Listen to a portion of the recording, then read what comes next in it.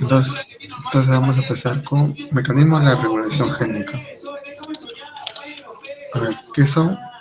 Pues como se dice, son mecanismos que utiliza la célula para controlar la expresión de genes.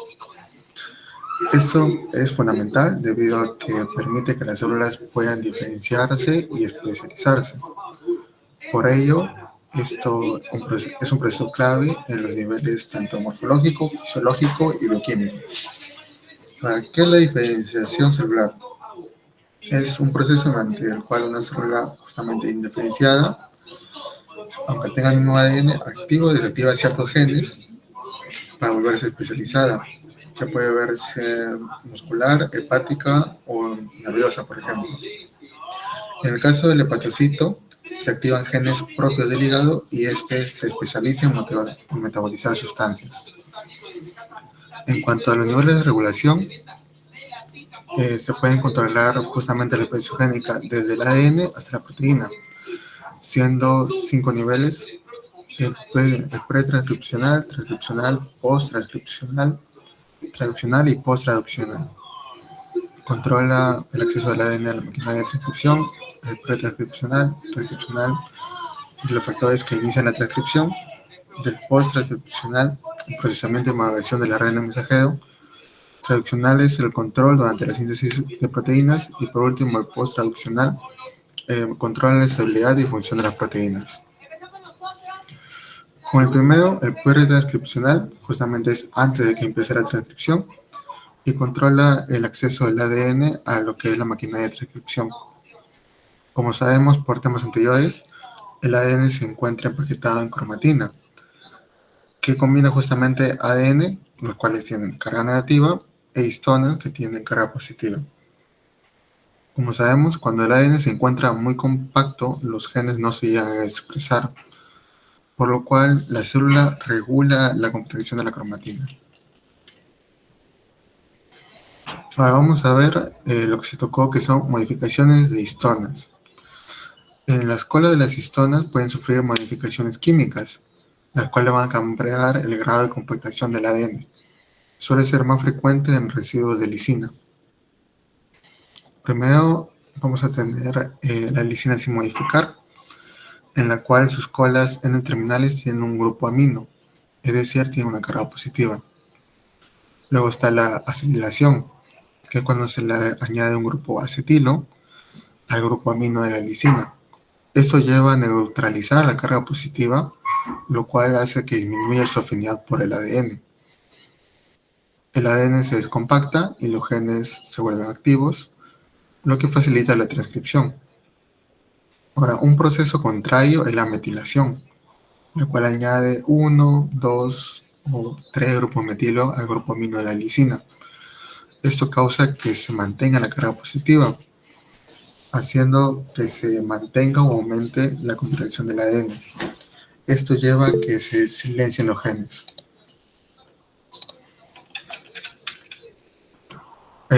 Un punto a tener en cuenta es que la acetilación y metilación son excluyentes, es decir, que no puede haber ambos, o bien uno o bien otro.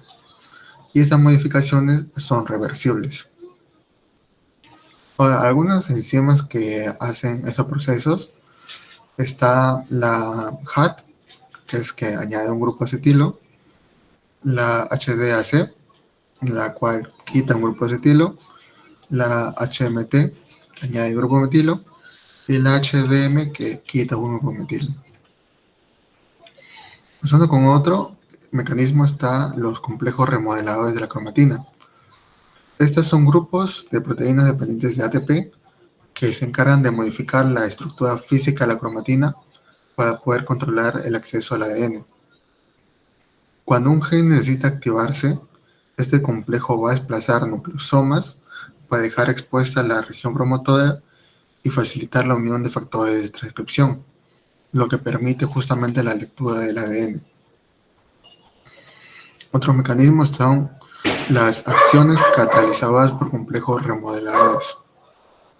Acá nos hablan de 3 tipos, la cual es la remodelación, que es el cambio de posición de nucleosomas exponiendo regiones específicas del ADN, la remoción, en la cual se eliminan un octámero de histonas, dejando una región del ADN totalmente libre.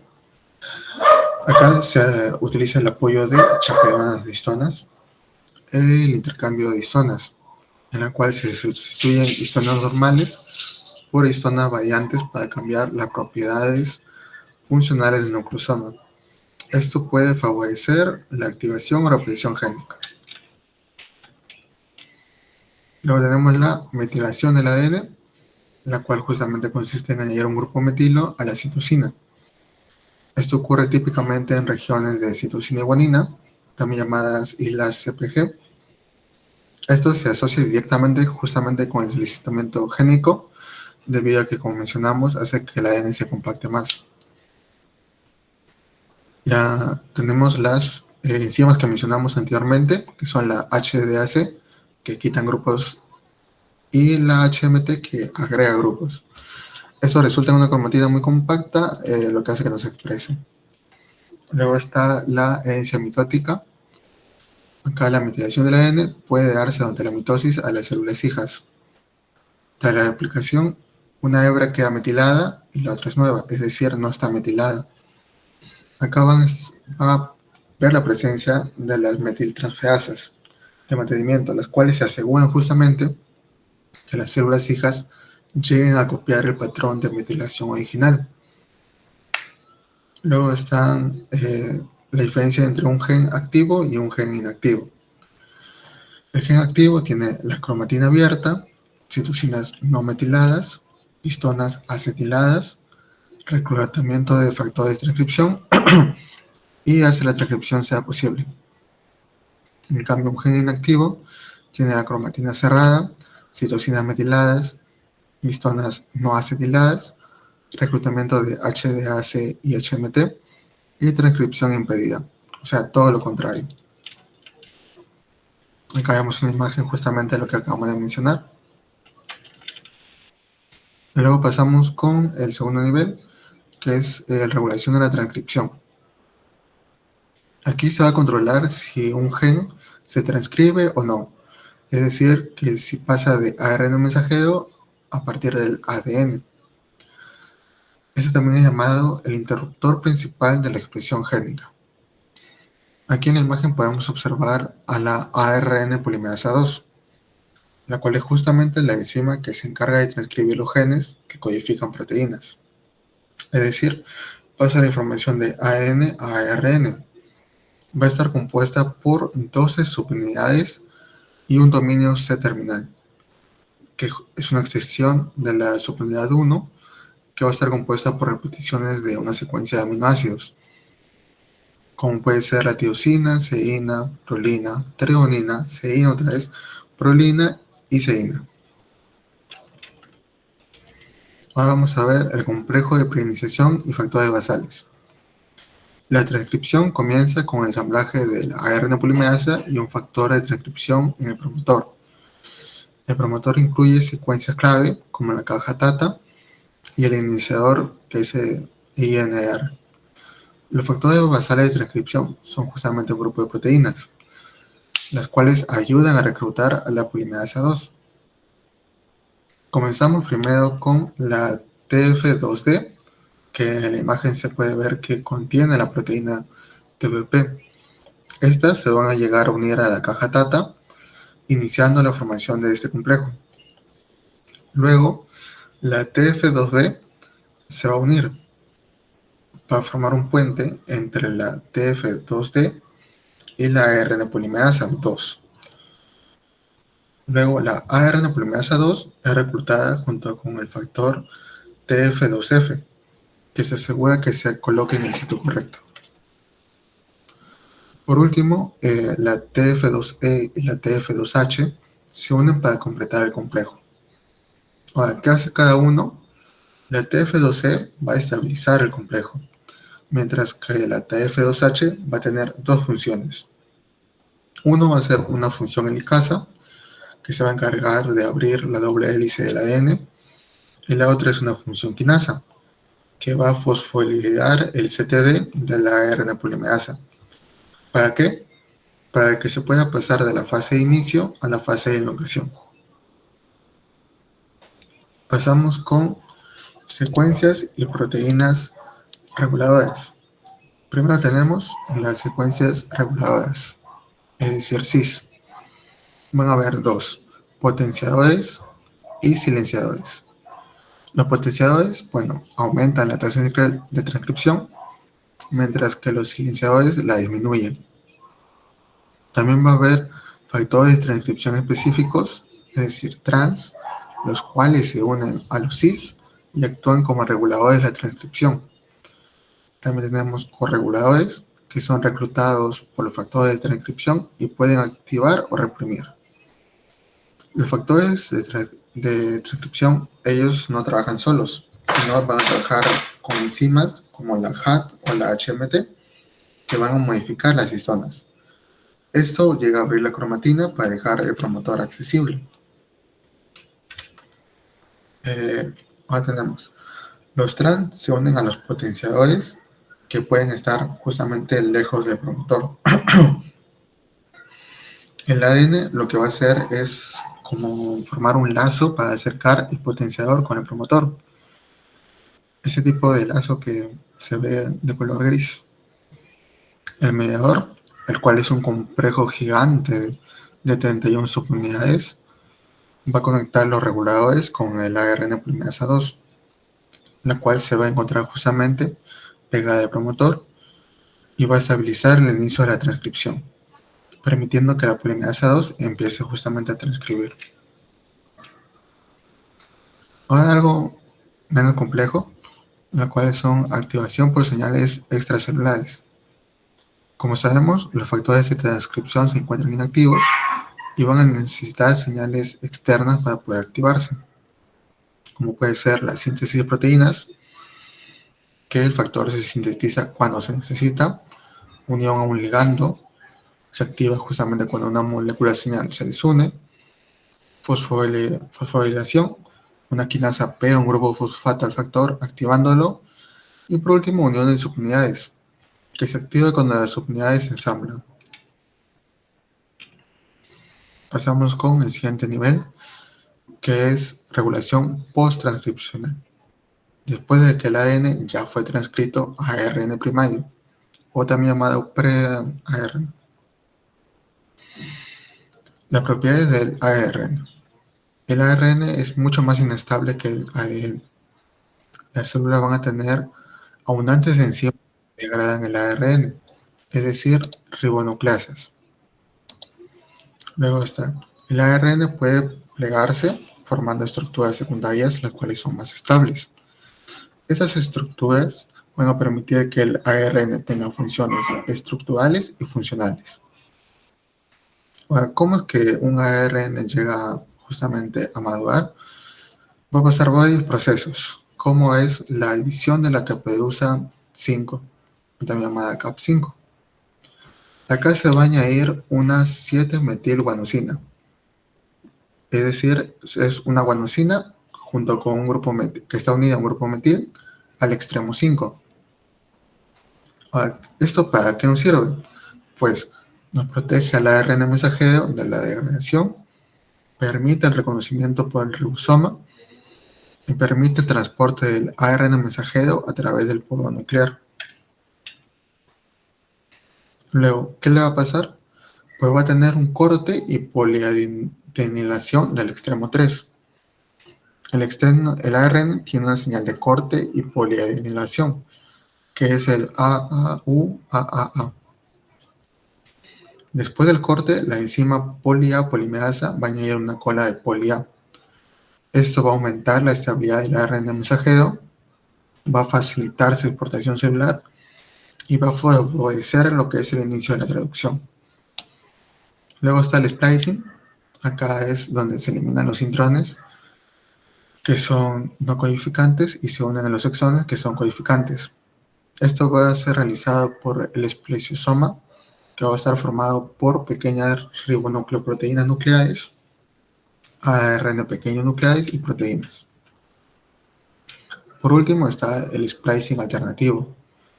Aquí es que un mismo gen va a producir diferentes ARN mensajeros dependiendo de qué exones se unen.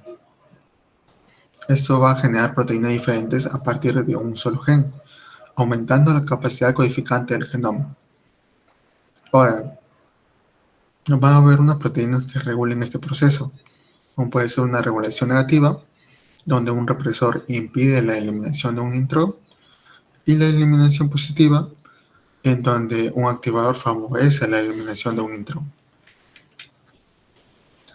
Pasamos con el siguiente nivel, que es la regulación traduccional.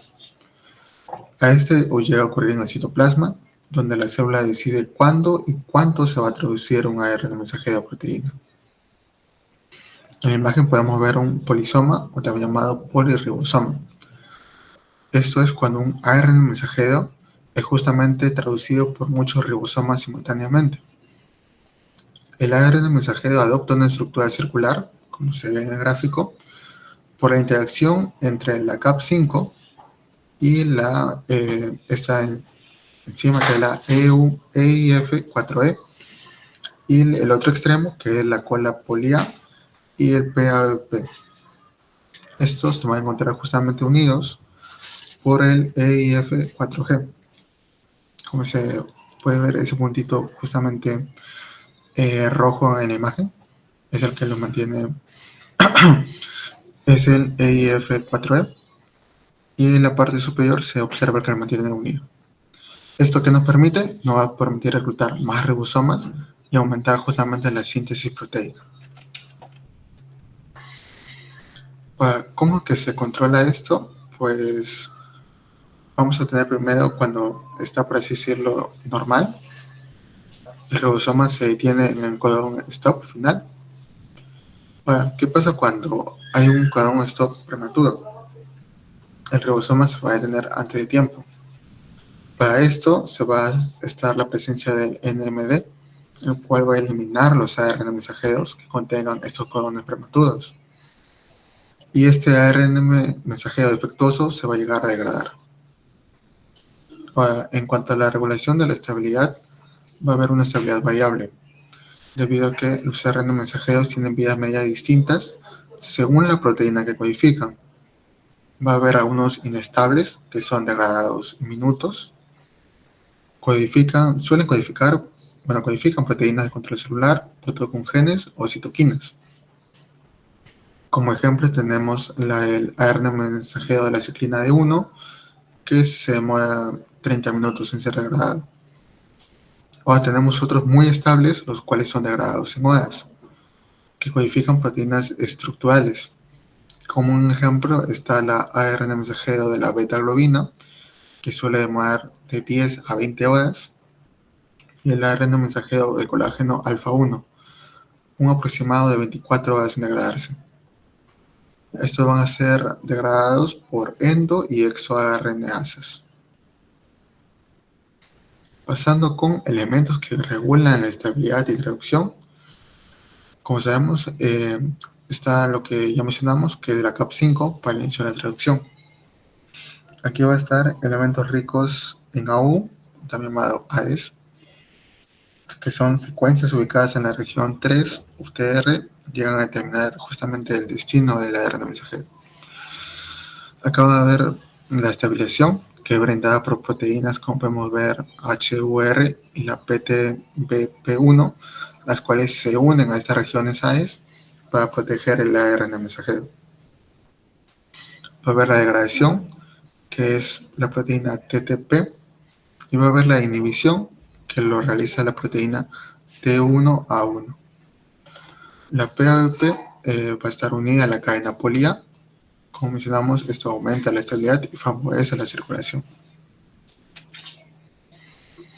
Luego están los microARNs, que son pequeños ARN no codificantes que regulan la expresión génica de otros genes. Este mecanismo se llama interferencia de ARN y permite una regulación fina de la expresión génica. El microARN guía al complejo RISC, que va a contener una proteína argonauta, o una secuencia complementaria del ARN mensajero diana. ¿Qué provoca esto? Pues reprime lo que es la traducción y degrada el ARN mensajero. Luego está otro nivel, que es la regulación post-traduccional, que va a ocurrir una vez que la proteína ya fue sintetizada.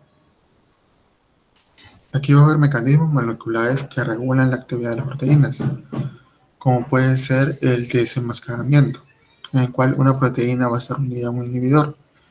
Una señal celular va a provocar la degradación de este inhibidor, permitiendo que la proteína quede activa. Un ejemplo clásico es la fosforilación. Luego está la estimulación de la entrada nuclear, en el cual una proteína puede ser inactiva solo por estar en el lugar equivocado. Un ejemplo es la proteína que está en el citoplasma y está inactiva. Esta recibe una señal para ser transportada al núcleo, donde va a poder ejercer su función. Luego tenemos la liberación de la membrana, en el cual la proteína está unida a la membrana, lo que provoca que esté inactivo. Al recibir un estímulo, provoca su liberación en el citosol, lo que lo vuelve activo. Luego tenemos la vía ubiquitina-proteasoma. Este sistema se utiliza para eliminar proteínas dañadas, viejas e innecesarias. Todo comienza con el marcaje por ubiquitinación, en el cual la ubiquitina se une a la proteína diana a través de 3 enzimas. La E1, que activa la ubiquitina, la E2, que transporta la ubiquitina, y la E3, que reconoce la proteína objetivo y transfiere la ubiquitina. La repetición de este proceso va a formar una cadena de poliubiquitina, la cual es una señal de degradación. Luego está la degradación en el proteasoma. La proteína poliubiquitinizada es reconocida por el proteasoma. Ya van a pasar 5 procesos. Primero, como se mencionó, reconoce la cadena de ubiquitina. Luego va a quitar la ubiquitina para poder reciclarla. Va a introducir la proteína en el núcleo catalítico. Es decir, en la forma de barril que tiene lo va a introducir. La proteína se va a desnaturalizar usando ATP y esta va a ser degradada en péptidos pequeños. Por último está la función reguladora. Regula procesos celulares claves. Como hemos visto en el tema del ciclo, va a haber la presencia de ciclinas que llegan a activar la fase del ciclo. Al finalizar la fase, estas ciclinas van a pasar por la ubiquitinación para poder ser degradadas en el protosoma. Esto permite salir de una fase y poder entrar a otra. Ya. Bueno, eso sería la teoría. Ahora, antes de pasar a las preguntas, ¿hay dudas en alguna parte?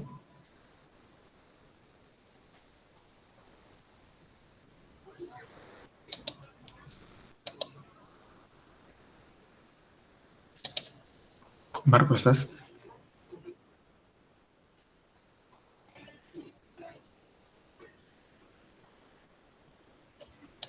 Lo más que todo,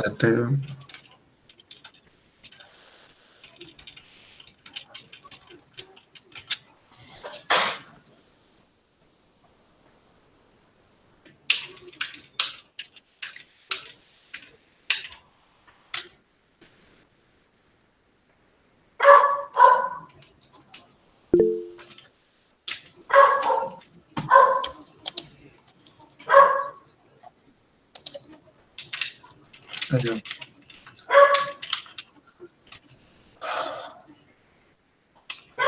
Ajá. Bueno, la regulación de la estabilidad también. Que ocurre que hay 3 para poder justamente regular. Bueno, eh, sé que acá en esta parte más que todo hay nombres muy complejos, los cuales son unos acrónimos de los términos. Nosotros más que todo utilizamos los acrónimos para no utilizar las palabras extensas. Pero, bueno, vamos a explicarlo más que todo otra vez. Estamos en lo que es la regulación traduccional, que como sabemos, la traducción justamente ocurre en el citoplasma, y aquí la célula más que todo va a ver cuánto o cuándo se va a traducir el ARN mensajero a proteínas. Lo que vemos en la imagen es un polirribosoma, que es un ARN mensajero al cual se le han unido muchos ribosomas.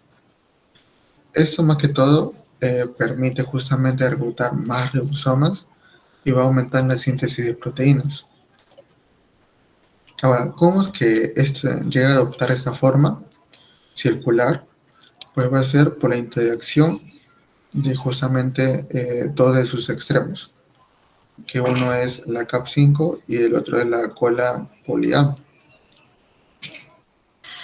El CAP5 lo que va a hacer va a estar interactuando con el EIF4E, mientras que la coli poli-A va a estar interactuando con la PABP.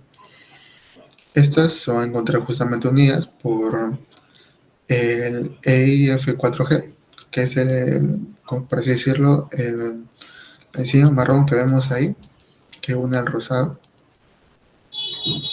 Eso es lo que va a ayudar a adoptar esta forma. Pero bueno, lo principal es que justamente es un ARN mensajero al cual está unido muchos ribosomas, lo que va a permitir aumentar la síntesis de proteínas. Ahora pasamos con lo que es la control de calidad del ARN mensajero. Cuando el ARN mensajero, por así decirlo, es normal, sabemos que tiene codones stop, lo cual significa el final. Ahora, ¿qué pasa cuando tiene un codón postón prematuro? El ribosoma se va a detener antes de tiempo. Para que eso no ocurra, va a intervenir el NMD, que lo que va a hacer es eliminar los ARN mensajeros que contienen estos codones. Este ARN mensajero defectuoso va a llegar a ser degradado. Ahora, ¿cómo que se regula la estabilidad de los ARN mensajeros? Pues tenemos un total de lo que son 3 maneras, siendo la primera de ellas la estabilidad variable de los ARN mensajeros, los cuales tienen diferentes tiempos de vida dependiendo de la proteína que vayan a codificar. Aquí encontramos dos tipos. Uno, los inestables, que son degradados en minutos, como puede ser el caso de la ARN mensajero ciclina de 1, que se demora 30 minutos. Estos codifican proteínas que participan en el control celular, llegan a ser protooncogenes o citoquinas. Ahora, en las proteínas muy estables, que mueren o hacen ser degradadas, llegan a codificar proteínas estructurales. Un ejemplo es justamente la ARN mensajero del colágeno alfa 1, que muere aproximadamente 24 horas. Estas ARN van a ser degradados por endo y exoRNasas. Luego, elementos que regulan la estabilidad de traducción. Aquí lo que vamos a tener van a ser diferentes tipos de proteínas. Dentro de lo que es el ARN mensajero, va a haber elementos ricos en adenina y uracilo, o también llamado también llamado AES, que van a ser secuencias ubicadas en la región 3 UTR. Aquí va a ver, justamente tenemos de color azul las proteínas HUR y la PTP1 que se van a unir para proteger el ARN mensajero, debido a que le brindan estabilización. Luego está la proteína TTP, que llega a degradar, y la proteína T1A1, que su función es la inhibición de la traducción. Y podemos también ver a la PABP, que se va a encontrar reunida a la cadena de poli-A. Esta cumple la función de aumentar la estabilidad y favorecer la circularización. Por último están los microARNs, que son justamente pequeños ARNs no codificantes, que llegan a regular la expresión génica. Este mecanismo también se llama interferencia de ARN. El microARN lo que va a hacer es guiar al complejo RISC, el cual va a contener una proteína argonauta, que es la amarilla que se ve, o una secuencia complementaria del ARN mensajero diana. ¿Qué va a provocar esta unión?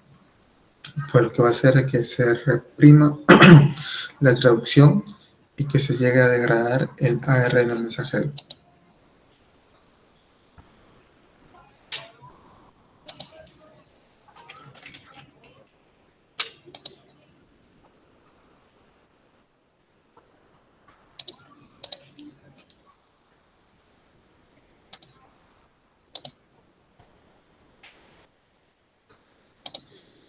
Recuerda que las medidas son datos.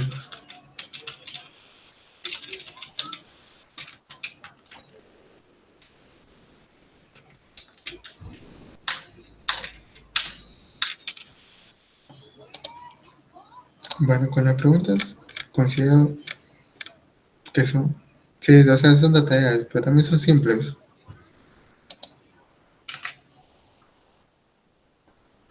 Dice, según el modelo del código de histonas, ¿qué efecto molecular tiene la acetilación de los residuos de lisina en las colas N terminales de los histonas?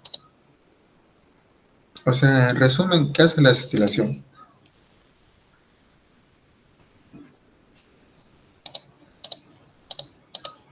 Vamos, gente, tienen claves.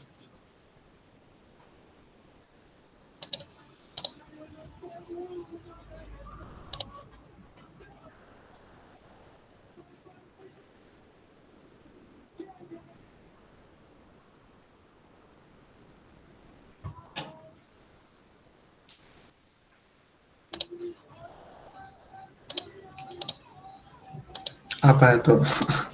Bueno, sí, ¿dónde está? Pam, pam, pam, pam. Acá no, acá está. ¿Qué hace la acetilación? Bueno, pues la acetilación justamente añade un grupo de acetilo, lo cual hace que disminuya su afinidad por el ADN y esto hace que el ADN sea menos compacto, haciendo que los genes lleguen a ser activos.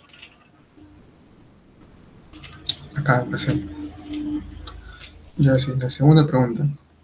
En el procesamiento del ARN mensajero eucariota, ¿cuál es la función principal de la edición de la capeosa Cap5 de la 7-metilguanosina?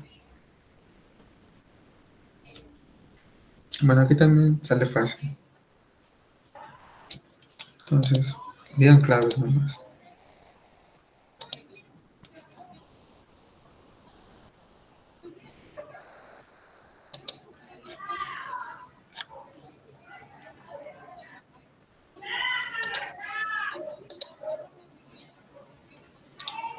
Sí, sí, la función de la Cap5 es proteger el ARN mensajero de ser degradado y facilitar su exportación celular del núcleo.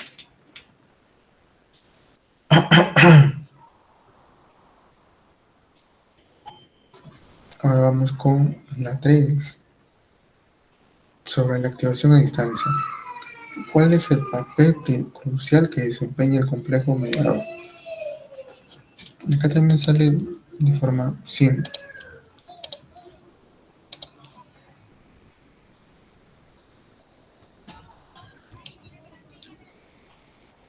Hasta su propio nombre lo dice.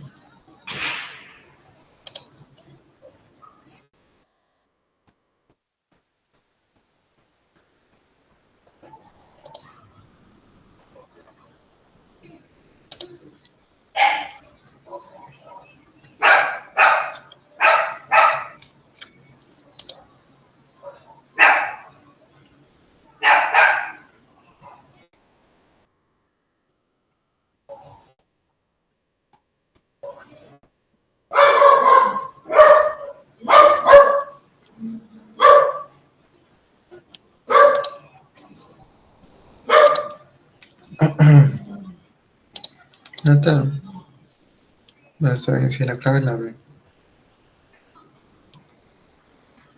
Como se dice justamente, esa palabra es, bueno, su nombre es mediador, el cual actúa como un puente físico justamente entre el factor de transcripción y los ARN polimerasa.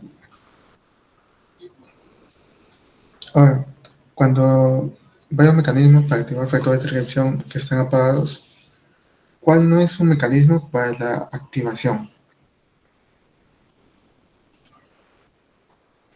Acá también yo creo que se dejó entender y solo hay uno,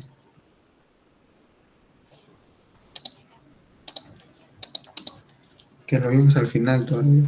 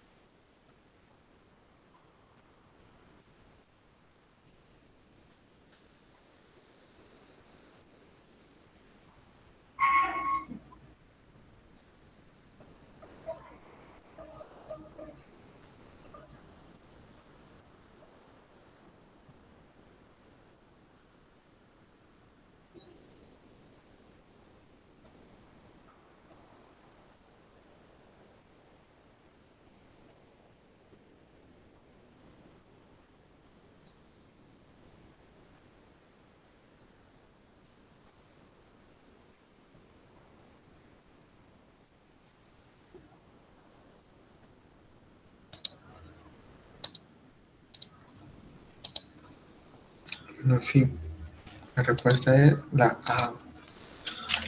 Por- Bueno, ¿por qué? Porque la ubiquitinación más que todo es una forma, es un proceso el cual se encarga de marcar a proteínas para que sean degradadas. Es decir, no es un proceso el cual se utiliza para activar. La pregunta 5. Eh, ¿Cómo contribuye el splicing alternativo a la complejidad del proteoma humano, considerando que tenemos un número limitado de genes? Bueno, acá en resumen, ¿cuál es la característica justamente del splicing alternativo? Que también se iba a mencionar.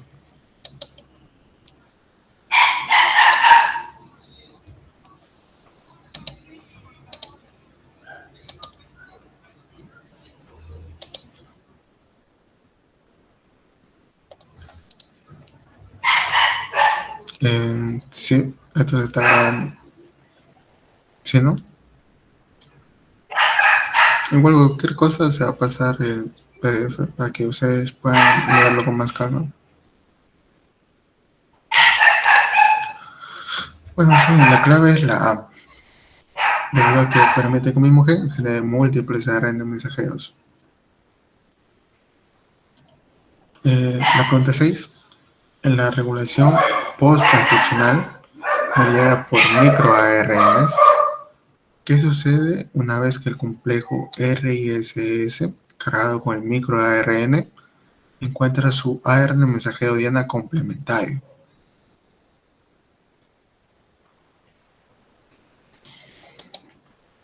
En resumen, la característica de ese proceso, ¿cuál es?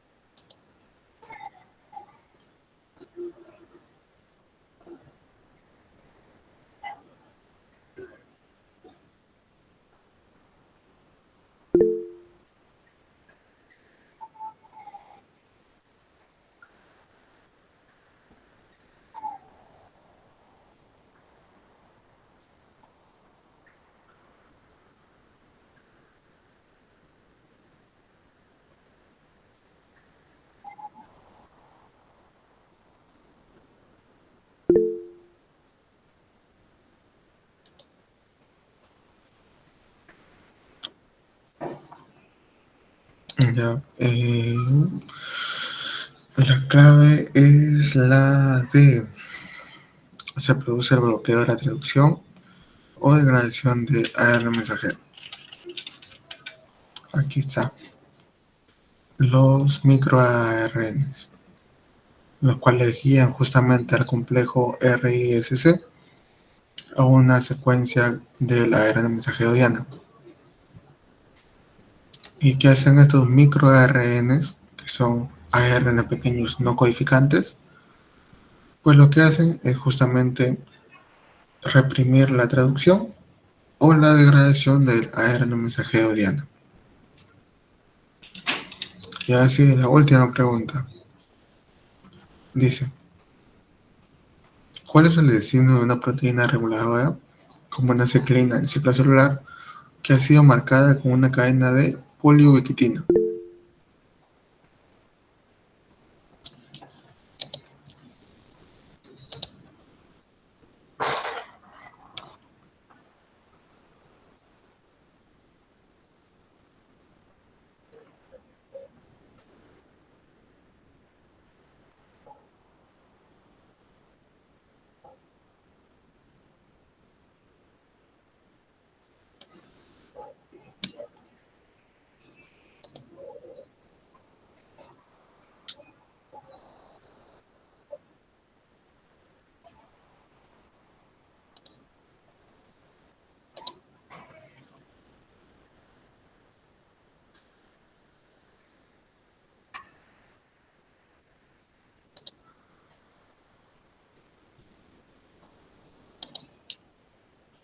Bueno, sí, todo es acertado. La respuesta sí es la B.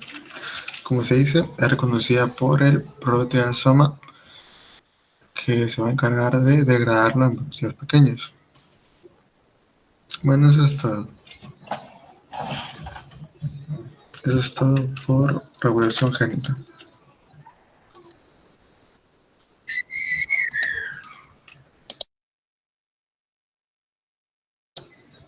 Y el último tema también.